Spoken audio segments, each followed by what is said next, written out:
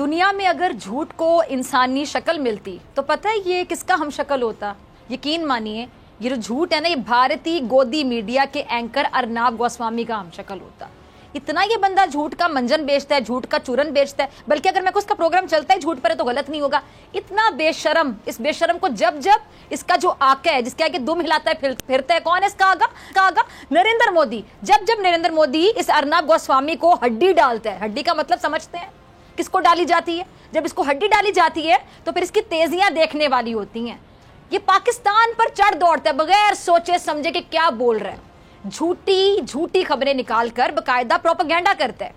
یہ شخص اتنا ڈھیٹ کے پروگرام کے اندر جھوٹ بکنے پر مجھے یہ لفظ شاید کہنا چاہیے کہ اس کی وہ کتوں والی ہوتی ہے، لیکن پھر بھی باز نہیں آتا. یہ ڈٹائی کا میرے خیال سے پیک ہے، کیونکہ یہ جس قبیلے سے تعلق رکھتا ہے انہیں عزت سے کیا لینا دینا، ان کو تو عزت کا پتہ ہی نہیں، انہیں عزت سے کوئی لینا دینا نہیں ہوتا.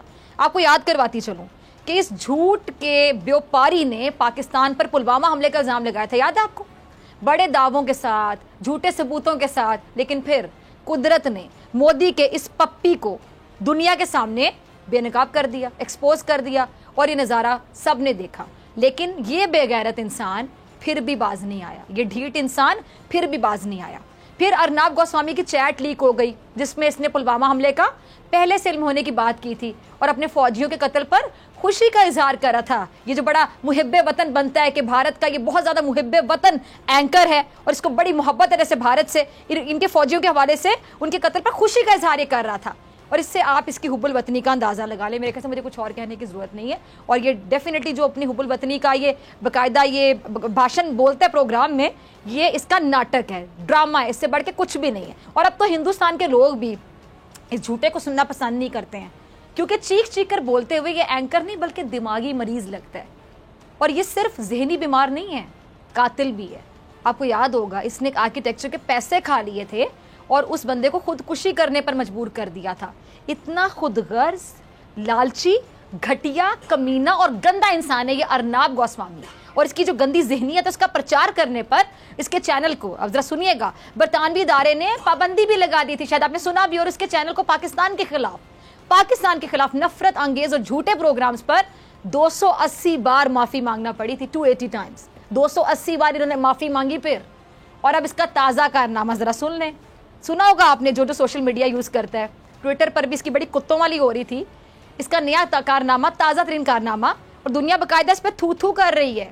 اس نے اپنے اس کے کوئی انٹیلیجنس ذرائع کے حوالے سے دعویٰ کیا کہ جی کابل کا جو سرینا ہوٹل ہے اس کی 5ویں منزل پر پاک فوج کے جوان طالبان کی مدد کے لیے ٹھہرے ہوئے ہیں. اب ذرا مزے کی بات سن لیں کہ اس ہوٹل کا کوئی 5واں فلور ہے ہی نہیں، اس کی تو صرف 2 منزلیں ہیں. اور یہ فضول آدمی اتنی ڈٹائی سے جھوٹ بول رہا تھا جیسے کابل کا سرینا ہوٹل اس کی ملکیت ہے اور اس کے ابا جی نے اس کو وصیت میں دیا ہوا ہے. اور ایک بار پھر یہ بے شرم لائیو ذلیل ہو گیا، خوار ہو گیا، لیکن باز پھر نہیں آیا. اب دوسری جانب نظر سے سنیے گا، امریکہ کے سیاسی کامنٹیٹر ہیں، ریڈیو اور ٹی وی کے میزبان ہیں گلن بیک، جن کی فلاحی تنظیم طالبان کے قبضے کے بعد افغانستان سے انخلا میں معاونت بھی کر رہی ہے. اور انہوں نے ان کا ساتھ دینے اور خواتین فٹ بالر سمیت ہزاروں افراد کو جنگ زدہ ملک سے نکالنے میں مدد فراہم کرنے پر ہمارے پرائم منسٹر وزیر اعظم پاکستان عمران خان صاحب کے اقدامات کی تعریف کی ہے. اور انہوں نے یہ بھی کہا ہے کہ جی ہم نے دنیا بھر کے متعدد رہنماؤں اور یہ جو سول سوسائٹیز ہیں ان سے مدد کے لیے رابطہ کیا. اور پاکستان کے وزیر اعظم عمران خان صاحب نے عزم اور بغیر کسی ہچکچاہٹ کے جواب دیا. اس پوری سچویشن پہ بات کرنے کے لیے میرے ساتھ موجود اس مہمان اینالسٹ بریگیڈیئر ریٹائرڈ حارث نواز صاحب. بریگیڈیئر صاحب بہت شکریہ جوائن کرنے کے لیے. اگر میں غلط نہیں تو شاید اس پروگرام میں آپ بھی تھے جس میں یہ ذہنی بیمار شخص، گھٹیا شخص، یہ ارناب گوسوامی پتہ نہیں کیا بتائے چلا جا رہا تھا. مجھے یاد ہے اس کی بات سننے کے بعد ٹویٹر پہ کافی زیادہ اس پہ تنقید ہو رہی تھی بریگیڈ صاحب کہ بچپن میں اکثر ہوتا تھا، بہت سے بچے آپ کو بھی اسکول میں ملتے ہوں گے، ہمیں بھی، کہ جو ایسی باتیں کرتے تھے پتہ نہیں ان کا مقصد کیا ہوتا تھا کہ ہمارے بابا کے پاس تو ہوائی جہاز ہے اور ہمارے گھر میں ہی وہ لینڈ ہوتا ہے. مطلب بچے تو کمپلیکس میں سے کی باتیں اکثر کرتے تھے، ہم بھی سنتے تھے، ہم ہنستے تھے، گھر کے پیرنٹس کو بتاتے تھے. اور بہت سے بچے تو آ کے کہتے تھے ہمیں بھی ہوائی جہاز خریدنے ہمارے ابا اور یہاں پہ لینڈ کرے ہمارے گھر میں اتنی جگہ ہو. یہ ارناب گوسوامی ٹی وی پہ بیٹھ کے ایسی کہانیاں سناتا ہے کہ 5واں فلور ہے، وہاں پہ فوجی ٹھہرے ہوئے، وہ تو 5واں فلور تو ایگزسٹ ہی نہیں کرتا. ڈاکٹر فضا جو آپ نے انٹرو میں ماشاءاللہ ایسی تعریف کی ہے نا، وہ اس کو سمجھ آ جانی چاہیے. اگر شرم ہو تو چلو میں ڈوب کے مر جانا چاہیے. سیکنڈ یہ کہ میں وہی تو ہے نہیں اس میں شرم. میں اس کے پروگرام میں بیٹھا تھا، اس سے پہلے جنرل بخشی نے یہ جھوٹ بولے. جنرل بخشی نے کہا کہ پاکستان کے پشاور کے کور کمانڈر وہ وہاں پر موجود ہیں پنجشیر میں. نمبر 2 وہاں پر 2 کمانڈو بٹالین پاکستان کی گئی ہیں، پاکستان کی ایئر کرافٹ وہاں پر حصہ لے رہے ہیں، ایک آرمر اسکواڈرن وہاں گیا ہوا ہے، ایک آرٹلری ریجمنٹ گئی ہے اور ڈرون اٹیک ہو رہے ہیں. یہ وہاں پر میں نے ان کو کہا کہ آپ کی اتنی عمر ہے، آپ کا اتنا تجربہ ہے، آپ کو جھوٹ بولتے ہوئے تھوڑی سی تو شرم آنی چاہیے. And he was so confident سے بات کر رہا تھا کہ میں حیران تھا کہ یہ سب کے جی سب کر کے پاکستان نے وہاں پر قبضہ کرا دیا. میں نے ان کو کہا کہ جو طالبان سوویت یونین کو شکست دے سکتے ہیں، جو طالبان کرشنگ ڈیفیٹ امریکہ کو دے سکتے ہیں with all sophisticated weapon and equipment کے ساتھ، کیا وہ اپنے ایریے میں پنجشیر میں اپنے لوگوں کو وہاں پر کنٹرول نہیں کر سکتے؟ پاکستان کو کیا ضرورت ہے؟ اس کے بعد انہوں نے یہ جو گھٹیا حرکت کی کہ وہ یعقوب پی ٹی اے کے تھے وہ تھے اور ادھر جنرل بیٹھے ہوئے تھے جنرل بخشی کہ جی وہاں پہ 5th فلور پہ کیا پلاننگ ہو رہی ہے، کیا ڈنر میں بتا دوں. اس وقت انہوں نے بھی کہا، میں نے کہا تمہیں پتا کہ پاکستان کے بارے میں تم جھوٹ اتنا بولتے ہیں، تمہیں شرم بھی نہیں آتی ہے اور دنیا دیکھ رہی ہوتی ہے. اس ڈٹائی سے جھوٹ بولتا ہے. اور سیکنڈ یہ کہ وہ سمجھ نہیں آتی کیونکہ انڈین وہ پبلک اور اس کے بعد نریندر مودی کا یہ چاہتا ہے وہ اس کی باتیں سنتے ہیں. دنیا نے اس کو سننا ہی چھوڑ دیا، اس کی بات. اچھا ویسے بریگیڈیئر صاحب اس پہ تو اس کے اپنے ملک میں بڑی اس کا مذاق اڑا ہوگا، اس کو تمسخر کا نشانہ بنایا جا رہا ہوگا، کیونکہ ظاہری بات ہے اب ایک ہوٹل ہے جہاں کا یہ 5واں فلور بتا رہا ہے اور الزام لگا رہا ہے، جھوٹی بات یہ کر رہا ہے، جھوٹا پروپیگنڈا بیچ رہا ہے. مجھے بتائیں کہ جب وہ اس کا فلور ہی ایگزسٹ نہیں کرتا تو اس پر اب اس کا مذاق ہی اڑے گا نا. چلے یا تو فلور ایگزسٹ کرتا ہوتا اور یہ جھوٹ بیچ رہا ہوتا تو شاید کوئی اس کی بات پہ یقین کر لیتا، اس جیسا ذہنی مریض. لیکن جب وہ فلور ہی نہیں ہے وہاں پہ تو اس کی تو جگ رسائی ہو رہی ہے، اس کا تو اپنا ملک اس پہ ہنس رہا ہے. لیکن سیکنڈ بات یہ ہے کہ کیا پاکستان کے کور کمانڈر، پاکستان کے جہاز، پاکستان کی آرٹلری ریجمنٹ، پاکستان کا آرمر اسکواڈرن، کیا یہ کوئی انسانیت کی بات ہے، کوئی بے تکی بات ہے؟ How can we go and cross Afghanistan کے بارڈر میں جا کے اور دنیا کا جو ان کی میڈیا ہے وہ خاموش بیٹھا ہوا ہے، سب نے ان کو لان تان کیا ہے اس کو. تو میرے خیال میں اب اس کو کافی حد تک شرم آ جائے گی. اچھا میں نے سنا تھا اس پروگرام میں شاید اس نے یہ بھی بولا تھا بریگیڈیئر صاحب کہ میرے انٹیلیجنس جو ذرائع ہیں اس پہ ڈاؤٹ نہ کیجیے گا. میں یہ بھی بتا دوں کہ پتہ نہیں کیا کھا رہے ہیں وہاں پہ، کھانا کیا ہے، یہاں تک بتا رہا تھا.